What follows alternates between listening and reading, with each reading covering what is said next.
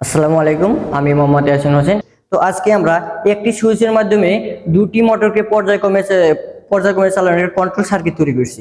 এবং এই control circuit তৈরি করতে আমাদের কি কি ইকুইপমেন্ট গুলো লাগছে, তো কি কি ইকুইপমেন্ট গুলো লাগছে এবং আমাদের সার্কিটটা কাজ করতেছে কিনা আমি আপনাদের মাঝে শেয়ার করব।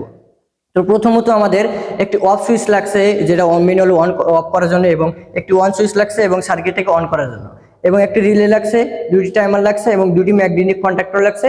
এবং এই ম্যাগনেটিক কন্ট্যাক্টরের সাথে আমি দুটি লাইট ব্যবহার করছি, যেটি একটি ইন্ডিকেটর হিসেবে ব্যবহার করেছি, যাতে আমার ম্যাগনেটিক কন্ট্যাক্টর যখন অন হবে এবং আমাদের লাইটটাকে কি অন করবে, তখন আমরা পাওয়ার দিয়ে দেখবো আমাদের সার্কিটটা কি কমপ্লিট হয়েছে কিনা। পাওয়ার দেওয়ার মাধ্যমে আমরা দেখবো সার্কিটটা চলতেছে কিনা।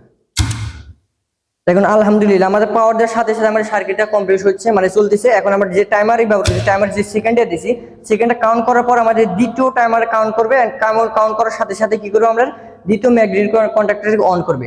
তো দ্বিতীয় ম্যাগনেটিক কন্ট্যাক্টর অন হওয়ার পরে আমার টাইমার কাউন্ট শেষ হওয়ার পরে আবার প্রথম ম্যাগনেটিক কন্ডাক্টরটা চলবে। তো এভাবে আমরা একটি সুইচের মাধ্যমে দুটি মোটরকে কন্ট্রোল করার পর্যায়ক্রমে কন্ট্রোল করার সার্কিট তৈরি করেছি। তো আলহামদুলিল্লাহ আমাদের ম্যানুয়ালি ভাবে সম্পূর্ণ সার্কিট কন্ট্রোল হয়েছে এবং কাজ করতেছে।